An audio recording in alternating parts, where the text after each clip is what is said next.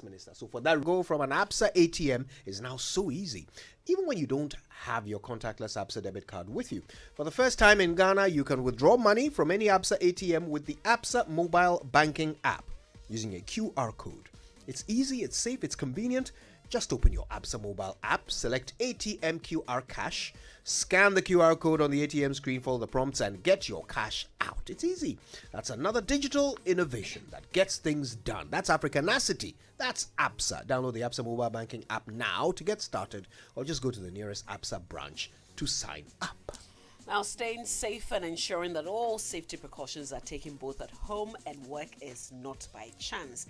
It requires conscious effort from everyone.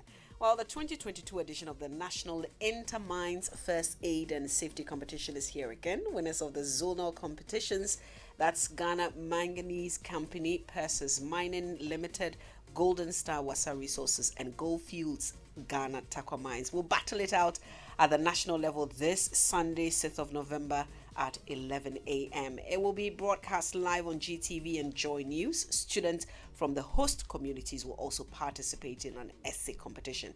Winners of the essay contest will be rewarded at the Ghana Mining Industry Award to be held on 2nd December 2022. Now, the competition is designed to demonstrate knowledge in mining regulations and first aid measures in times of accident, both at home and work. Choose to stay safe and not live by chance. This message is brought to you by the Ghana Chamber of Mines in collaboration with the Minerals Commission and St. John Ambulance Ghana, and endorsed by the Ministry of Lands and Natural Resources. This is still the most exciting news on the automotive front in Ghana. Game recognized game, pedigree recognized pedigree. The Star has found its way home to CFAO Ghana, your preferred automobile company, present in Ghana for 113 years. And they're so excited to announce their new partnership with the global automobile giant, Mercedes-Benz. Hi, Lardy. It's not Benz, you're Benz. Is that where Robert is? Yes. DJ Robert is the only person who neither tnas or does Benz. He stands on it. He stands on the bonnet of a Benz. Yes, global automobile giant Mercedes-Benz, is now home at CFAO. They are the sole authorized distributor for Mercedes-Benz cars in Ghana. This means they're going to get a brand new showroom, and this will introduce us to a new world of Mercedes-Benz at CFAO with world-class after-sales service. The Star is now home. Call 0302 742 100 or 020 222 1406 for more information. Buy me a Benz. Buy myself one first. Now, Verna Water is proudly made in Ghana by Twelium Industrial Company Limited and is purified using a series of filtration, reverse osmosis, UV sterilization, and ozonation to meet high standard of quality and safety. Verna, which is ISO certified, is also awarded as the Water of the Year at the Ghana Beverage Awards 2021, Product of the Year by Ghana Manufacturing Awards 2019, and Water Producing Company of the Year by Ghana Manufacturing Awards 2021. Purchase a bottle of Verna, which comes in 330 ml, 500 ml, 750 ml, 1.5 liters, and 15-liter jar. For bulk purchase, contact Verna on 0249 717777 0249 717777. This advert is FDA approved. All right, listen, let's get to it. Everybody is agog at this recent development. When the majority members of parliament spoke up, calling on the president to fire or make the finance minister resign. It was historic. It's not something that had ever happened. The majority in parliament basically, putting pressure on the executive in this manner to sack the finance minister. So, of course, everybody was interested until we discovered that they had changed their minds, decided to accede to the president's request for time, that he wanted the finance minister to stay a bit longer until the IMF deal and the budget is presented. And then we discovered that, as it turns out, it's not only the president who wants the finance minister to stay, that some businessman had come and sought to mediate on the matter with money. Let's hear Oseche Mensabons, who's the majority leader, and Andy Apiakubi. But just before that, we will be speaking to Samson Lardy Anyenini, who's a prominent private legal practitioner, host of Newsfile, current journalist of the year for Ghana, according to the Ghana Journalists Association. Samson, good morning to you. Morning, Kujo. A pleasure to have you as always. Before we get into this, let's get a quick recap, couple of minutes recap of what actually transpired. We'll hear from Majority Leader Oseche Mensabons and Andy Apiakubi, who was one of the people the money was handed to. Let's listen to them. I'm told on authority that some businessman came here and tried to do something. He's a businessman that I know. Honestly, I've not spoken with him ever since I heard that matter. And I don't want to, cite him here, but I've not spoken with him.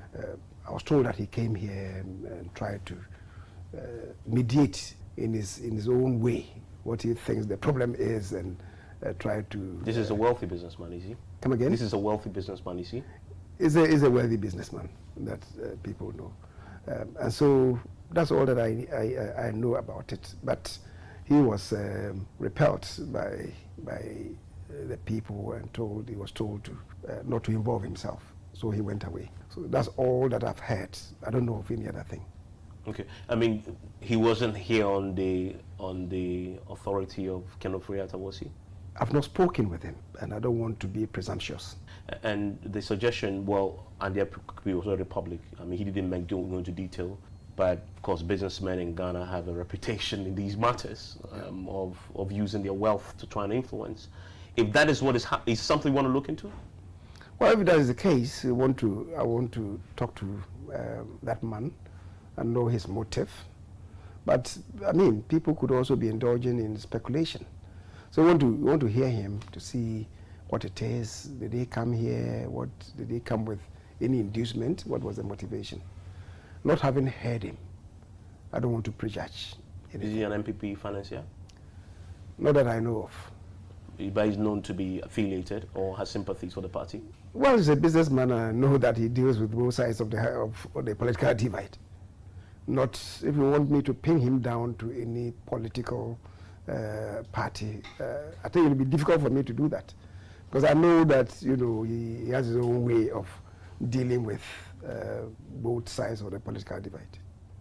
The man came and talked to us about it. One thing he said that it is not in the interest of the business community to see this confusion in governance, and therefore for the sake of the business community and their businesses, let us ensure there is tranquility in the business space, in the political space.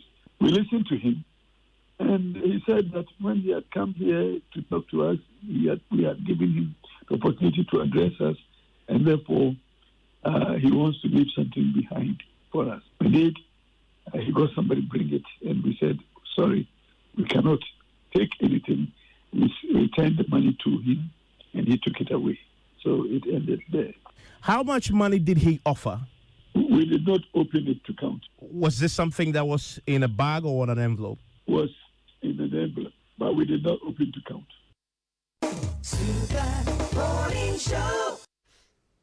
Yeah. Let's get back to Samson Lardy Anyenini, who's joining us on the phone. Samson, first of all, from what we've learned, coming from these two members of parliament, are we dealing with a case of, at the very least, attempted bribery? They don't seem to describe it as an attempt to bribe them, but could it be seen as anything else? The lawyer and MP Andy Apiakubi had said last week that there were attempts to bribe. So he knows what it is, and he knows what he means. That what going on, as they have told the story, was an attempt to bribe, and that is a crime. My biggest worry, and what saddens me, is where we continue to have a group of people who are supposed to be our leaders, which means they provide vision, direction, and they are supposed to shape our thinking and help, for us to look into the future, what the future of this country will be. If this group of people at the very top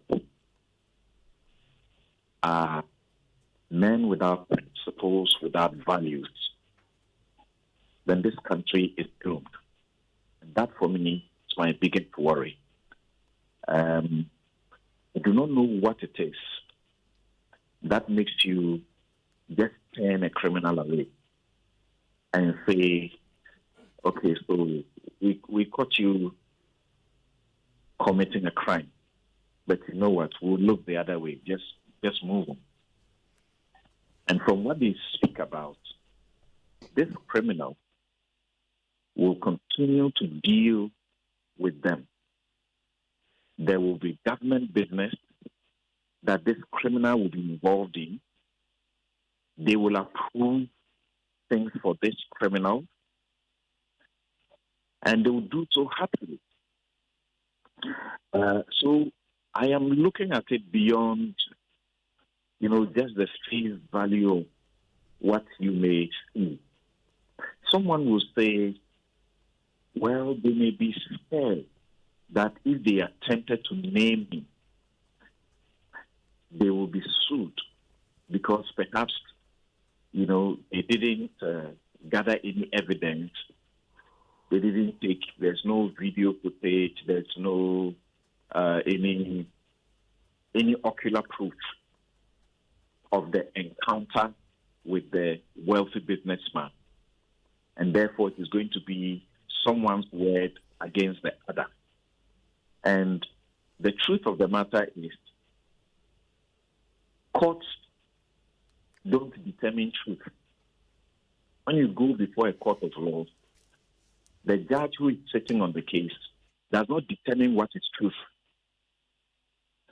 What they determine is they judge on the basis of the evidence before them. So if they went out ahead and named him and he took up a defamation suit, for example, there are times when people are taking up a defamation suit, not because they haven't done what they are accused of doing. They've done it, but they know that the person who is accusing them doesn't have the evidence. So if they go to court, they will win because of the absence of the evidence and perhaps the absence of witnesses. But in this case, if that is their fear, we can rule it out and encourage them to be bold enough and to show to the whole world that they are men of principle and values. This is what I mean. The encounter they have told us about is not a one-to-one person encounter. So this will be one person against several others.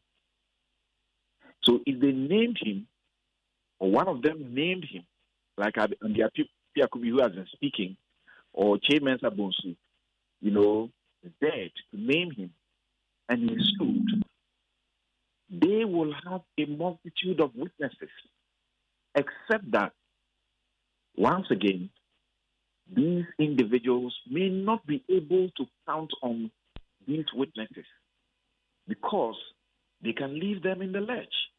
They can abandon them midway because, once again, you're talking about a wealthy businessman. That's what they say. A wealthy businessman who services both parties. And people are looking at their next election.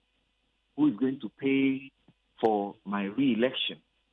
And so the person who is speaking to the media may be afraid that even if they went ahead to name the person, they will not have, the witness support if he sued them in a court of law. But Kojo, we can then take it the next step. Over here, my sincere belief is that we should challenge these MPs who had this encounter, including Osechi Mensah-Bonsu, who in the middle of the interview sought to suggest that, well, it could be speculative. Who is it that was speaking to him that he believes that person and is ready to speak to the media, public about it, and yet suggest that it could be speculative? Christ me, what's going on here? And this parliament must also watch that, within the Akufo-Addo regime, there has been allegations of bribery in this parliament. And this is certainly not good for them. But I was saying that we should challenge them. And the constituents, the people, you and I, should challenge them to act as a collective. Name this wealthy businessman so that he can be shamed, and act together so that he cannot take up a suit and win against them. That is how a good society is built. That is how men who want respect and who want society to honor them behave and conduct themselves. Men who have children and are looking to a future in this country for them, that is what they do. Now, beyond that, we have the Whistleblowers Act. The Whistleblowers Act provides not only job protection, but actually security. Security as in protection for people who blow the whistle. These men, and I want to believe I can refer to them as gentlemen, and that I can continue to use the title honorable in front of their names, that they passed the Whistleblowers Act in 2006. It provides for protection for them against victimization and other things. Of course, they may be very cognizant of our society that despite the passage of that law, people will still suffer victimization if they blow the whistle. They can do it formally. At least they passed the law. If they didn't believe in it, they would not have passed it. In 2018, they topped it up, passed the Witness Protection Act. They should elevate this either to a whistleblower or to a criminal complaint and tell themselves that they can be assured of their protection as witnesses under the same laws that they passed. Otherwise, we are doomed. And I know that most often when people come on our shows and make such revelations, they would whisper to us privately who the actual person is. But this is where you also find yourself. You cannot go ahead and name who it is. If, in this case, Evans was told, and I doubt that he wasn't told, he will not be able to go ahead and do that because he will be on his own. And the next morning, there will be a defamation suit. And it will be my job to go defending that in the court. How do you even defend it? Because the witnesses who make those claims will not show up to back it up. They will not show up to defend him. Yeah. This is the sad reality. But on the part of these men, let this society stand up to be counted. That this is the kind of society we want. And the society we want is that when corrupt criminals who are engaged in bribery are caught, it doesn't matter how wealthy they are. We are building a society where they will be exposed, they will be named, they will be shamed. They should use all the legislation around and do themselves good. And their constituents should tell them that if they don't do this, they will vote against them. But you see, that's the kind of people we have. In the constituencies, we know in places where they will say, put a foul in there, put the color of NDC or MPP on it. They will win. They don't have to be human beings. This is how sad, how bad we are getting. You've given us a lot to think about, actually, Samson. You've raised several angles there.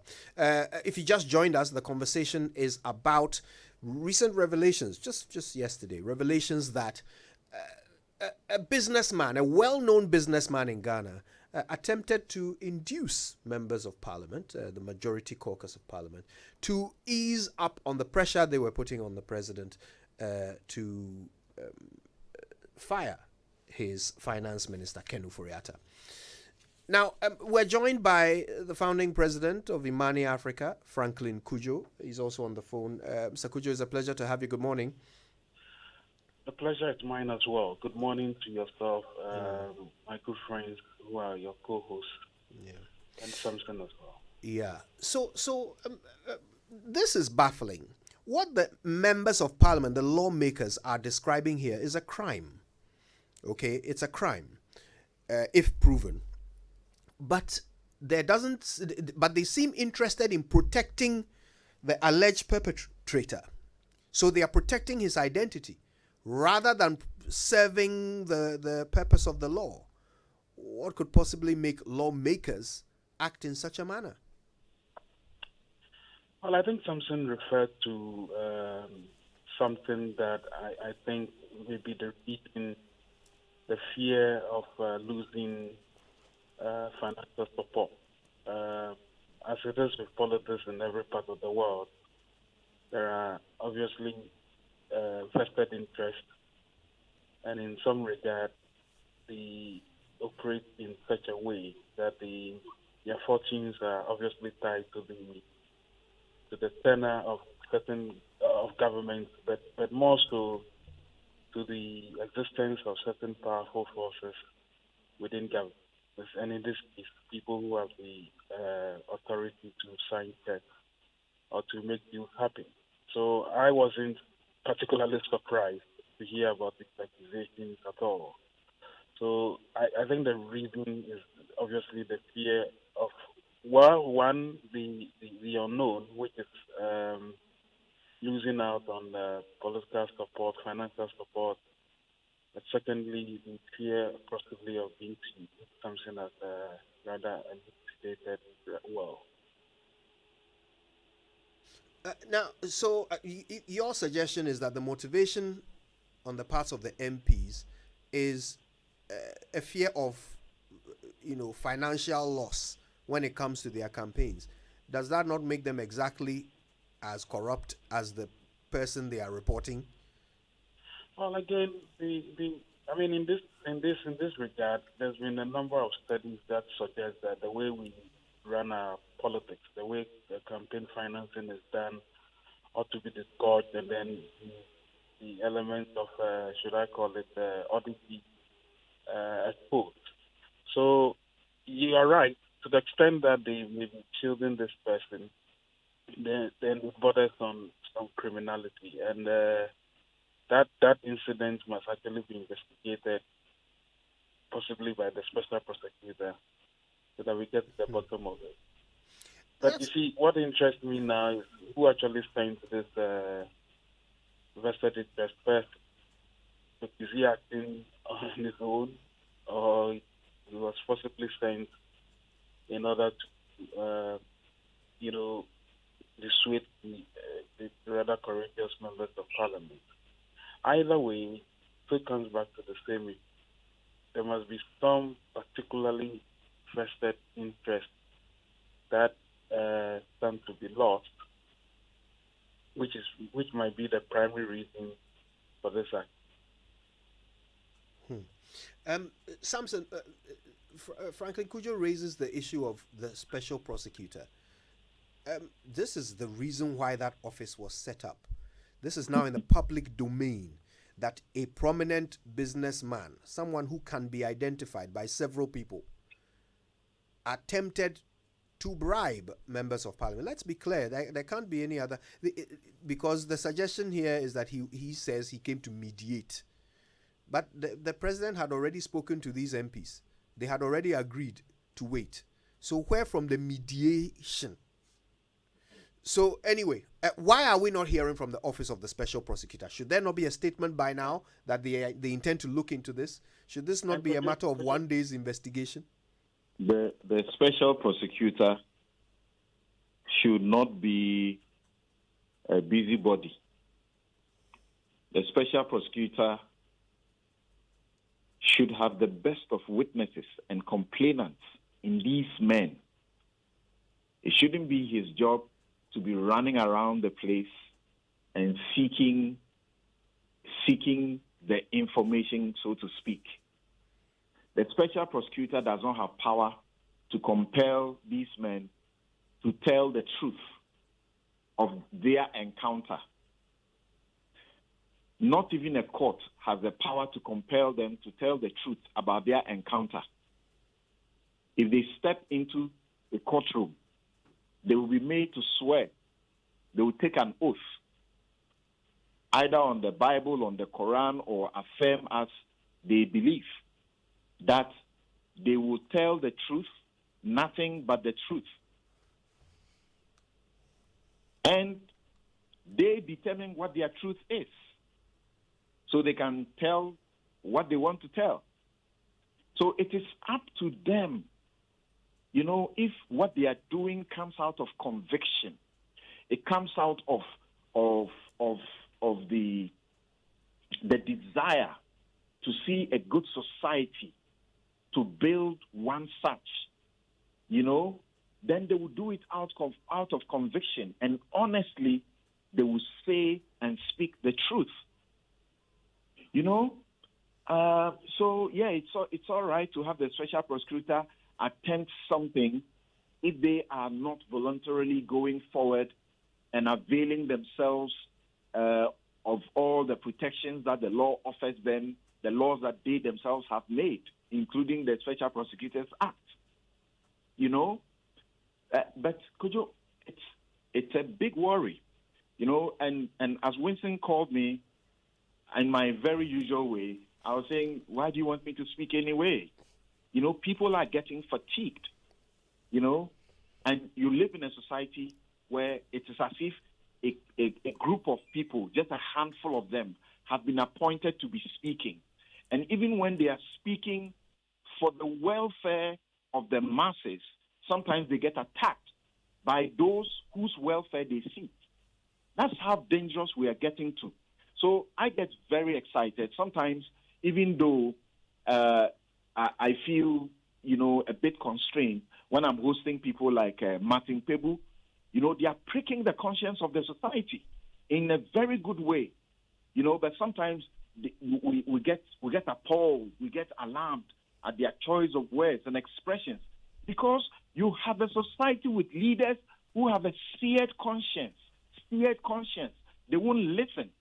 Read Bryce Simmons' write-up this morning about our situation. Why? Did the president just realize that this is where we were? Did he just realize it? When it was getting worse, he was touring the country. What was he doing? He had no business going around doing those things around the place. And when people were pointing to him wrongs that were going on, he was cursing them. This is the society we are getting to. So even the people who speak the truth, and they speak it so bluntly, we get to hate them. We don't like them. Franklin Kujo, talking to you now. Bright Simmons, what's his name? Kofi Bento, Oliver Bakavomawo. We don't like them. Somehow, we don't. Just because of what? Because they're speaking the truth. You have done editorials. Araba Kumsin, you guys are sitting there. You do editorials. It's supposed to prick consciences, but the people you are speaking for end up acting as if you guys are rather, doing evil in the society. So, look, these are adults. They have wives, they have children. Is this the society they want for their children? I don't know, but look, sometimes it gets to the point you feel like giving up, because this is terrible. You can't look at a thief. You can't look at a corrupt criminal briber and look the other way and say, well, I've seen you committing a crime, just move away. And he said they cautioned him. You know, they just warned him to stay away. What is that? And you are dealing with a lawyer. You know, and I heard Evans refer to him as an astute lawyer. What's the astuteness for? Okay? You don't have a conscience. And these people who have all the protection they can get can't be bold enough to name somebody that a businessman has got all of you coward. Come on. So this is not a country that we have known that, you know, our forebears stood up against the colonial rulers for and sought to build the country for. Oh, come on. This anyway. now, Franklin, even without the special prosecutor or any other state agency stepping in to investigate, this is still unprecedented, isn't it? Because it was first the majority leader who made mention of this, even though the allegation was out there. And then yesterday we had a member of parliament who himself sat through the meeting come to admit that yes, indeed, a businessman did appear afterwards, tried to hand over envelopes to us that we rejected. Isn't this a bit of progress? Isn't this a true democracy in a way? Haven't we made a little progress at least? Well, I mean, it's a good way to look at it. For me, the other point that I like to make is that the MP, beyond possibly naming this person, have also been a bit, let's give them a little credit for actually coming out to say this as well. I recall that Andy Appiah Kubi, I think that's the name, the Honorable, Yes. did warn ahead. I recall he warned ahead that if anybody tries to, as indeed, induce them, they will reject. So it appears that this must have been done, or they were expectant of this, right? That's the point. And so, yes, there may be, could I call it some sort of, put in the pejorative manner, there may be some progress that at least these persons have come out to say, look, we know the forces we are up against. We know what is likely to happen. And indeed, it has happened. And they've actually yielded to the fact that it did happen.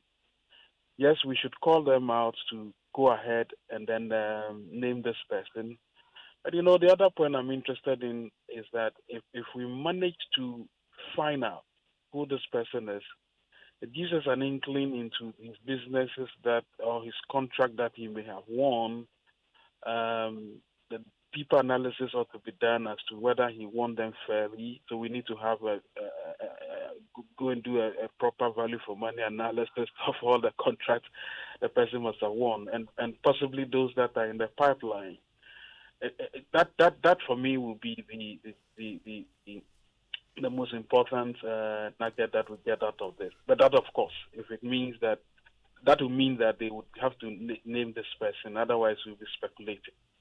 But as I say, this is not entirely surprising. I think our cousins at CDP have done some extensive work on political party financing, and this is just an extension of what bedlam that we've experienced in that arena.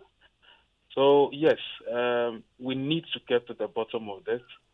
But again, beyond that, we should also be clever about the way we want lobbying to work in this country.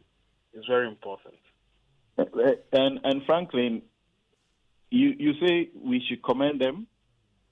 No. What I mean is that, if what they have done, the question posed essentially is that if what they have done, if what they have done only ends up in what we are doing now, just having a conversation, just talking, that's it, end of it. What have they done? They've done nothing.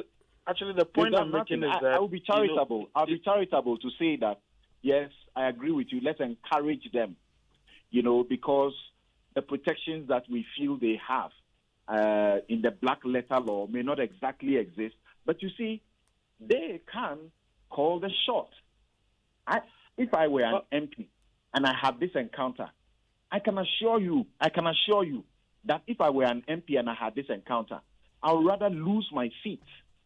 I would go out there name and shame this person, I would actually take a recording of him. And this person entered the Parliament House, CCTV cameras all over the place. Look, I would name him and be hanged for it.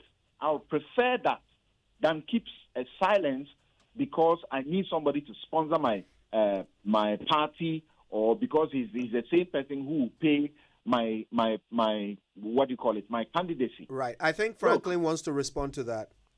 Actually, the point I was making, Samson, is that it's not a question about clapping for them or what is the point.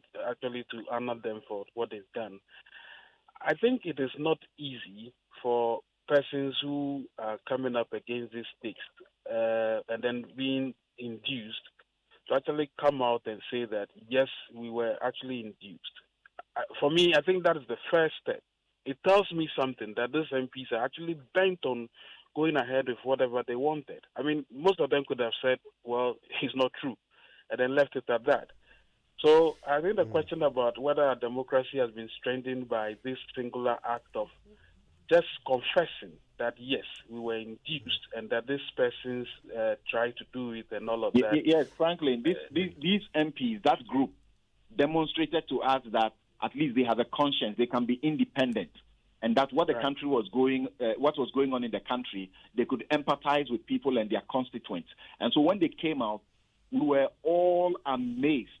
We were all, and we have been full of praises for them. But where is it ending now? Among their own people, their own internal. In fact, I was so shocked that a youth group in their own party is standing up against them. What kind of youth are we bringing up? All right. All right. I think we should urge them to obviously name the person. For me, the point is, having come out to say, yes, we were induced, it shouldn't end there. We should go ahead and get the name of the person, and then the appropriate actions ought to be taken. All right. Here's how I want us to wrap up. All of this is happening because the president wants to keep the finance minister's job, at least for some time. So his explanation to the majority MPs was that he needs the finance minister in place until the budget is read and the negotiations are done. According to Mr. Apiakubi, the explanation given by this businessman who came with envelopes full of money is that he wants the business environment to remain stable. And for that reason, the finance minister should keep his job. I want, just in 1 minute from each of you, your thoughts on how far individuals seem willing to go to keep a finance minister whose own party's MPs, not to speak of the rest of the country, people from other groups across the country, want to see the back of. I'll start with Samson and then end with Franklin. Kojo, see, there's a bigger issue we should be interested in. And I've made my point already. I think that you guys have done well. I've discovered that, in the media too, there's no collective action. You guys have been doing this, and some other media is sitting somewhere in the name of what they call competition. I don't know what it is. They wouldn't deal with the story, so that there will be that, collective mass, that help, to get into the conscience of people that this is what we all ought to be doing. You would do it, and you see how you'll be singled out. You'll be called, what do they normally say? They say you are what? You are regime changers. Each party will say that once they are in government, and once they are in opposition, they sleep in your corridors, and join your shows, and say the things that today they call you on phone and tell you, please don't say things this way. What society are we building? I like to look at the bigger picture, so that, for example, Martin Pebu keeps saying, can we collectively campaign for unexplained wealth, laws? Even though we have a bit of it, it catches somewhat only public officers who have declared their assets and so on. We sit in this country, you and I, Kojo, Kojo Mamavi, we know There are people who have made wealth. We know they can't explain. We know they can't explain. Not a quarter of the wealth they have made. But we are here. We are here. We dare not even question them. Because if you did, they will sue you. And because you don't have ocular proof, you can't trace how the money, was cooked. You'll be in trouble. I think we need a sort of a reset, a complete reset for this country, because otherwise, from where I sit, I don't think, we are heading the right way. It's so wrong. It's so wrong. And these MPs can do better. They started well. They must not end this way. They must end well. And they should know that there is at least a certain aggregation within the society that is happy about the independence they are displaying. We know that if it was only one MP who went against, the rank, who went against the entire group, that MP, would have been scanned. Like we know, PC appeal for it. That's the problem with us. We can't even accommodate iconoclasts, people who are free thinking, who can challenge the status quo with the truth that we know deep in our hearts. It's the truth. There's clearly a need for a reset. Otherwise, this deception of call it democratic structures, from executive, judiciary, and legislature, will be our bane. Right. I'm sorry, but I have to say that. I know enough. Yeah. I know enough. I have been in that parliament, defending MPs in very controversial situations. Okay? And it's not easy. Sometimes their entire party will come against them, seeking for them to do the party's bidding, against their own conscience. And the way it is, if you are not even, emotionally strong, you can break down as an MP. They are human beings like us. And we see some of them, they just lie. We just watch them. And they think the public, we don't know. We don't get to see. Some of us who interview them, we don't get to see the plain lies that they just tell through their teeth. Yeah. There's a need for a reset. And unfortunately, like I said, if a youth group in the party will stand up against these gallant guys, who got up and said, look, we're in a critical situation. If the president is not seeing it, let's tell him this is what it is. Yeah. The president comes to tell us that he's listening, he's caring. He used those expressions. He's listening. What has he listened to so far? Check everything that civil society has said. Check the mass of people, if you wanted to vote on the issues that they have said we want the president to do. Check and ask yourself, which one of them has he listened and done? Right. And he says he's caring. He says we are together in this. We can't be together in this. If you are building a cathedral, we say don't spend money on it. We don't have. And you still go ahead, you call our bluff, and you tell us to our faces you build it. And your party people will support you. And a certain incurably religious sycophants, sit in churches, will support you over this. Will only wake up one day, go to a galamsey site, and say prayers. God doesn't hear those empty prayers. Okay? We should tell those people to their faces, especially those who are the heavyweight within the religious circles. We should tell them, okay, the city is falling, then you go lift your hands praying over the city. What joke is that? Which part of the Bible teaches that? Okay? You are flying, expensive. They say you can make do with what we have. The president says, I won't listen. Okay? How much does it cost for you to even fly so much? It's national security. We can't tell you. Come on, how can you be taken for granted? You employ someone and they can't account to you, and we shouldn't say it. When you say it, you are an enemy. When you say it, you are marked, and you become a danger in society.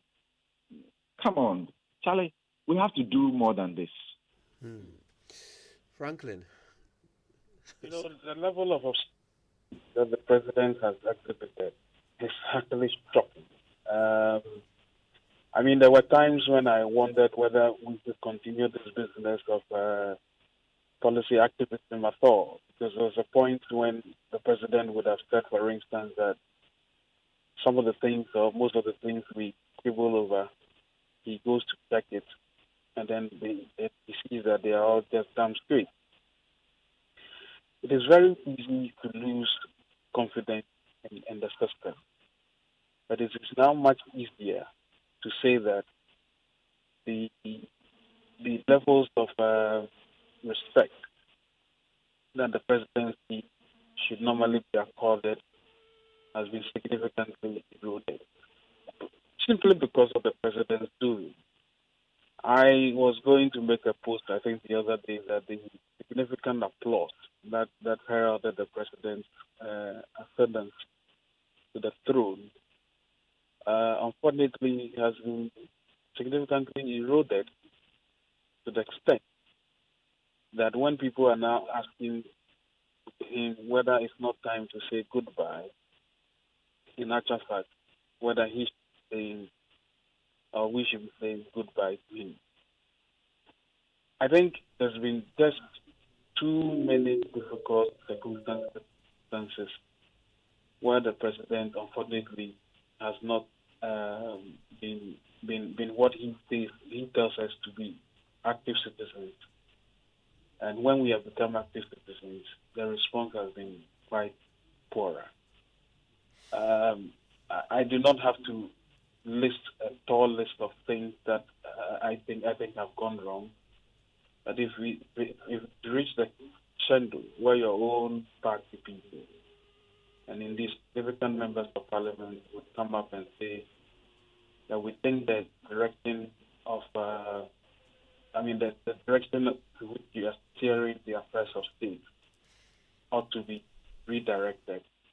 I think the least you can do is to give them the assurance that indeed something significant will be done. I do not think, and I do not know whether it was that this businessman was acting on behalf of the president or the presidency. I don't know anything about that. But I think it would be useful for us if we had, if we got to know who the person is, so that it can give us an inkling into his business activities. Whatever contract is won, whatever contracts are in the pipeline, then we can begin to unravel this, what I call it, precious relationship between business people and then politicians who probably are not up to it. I want to thank you both for your time. Samson Lardy is a prominent Ghanaian private legal practitioner. He's Ghana's Journalist of the Year, as adjudged by the GJA. Franklin Kujo is founding president of Imani Africa. Thank you both. I represent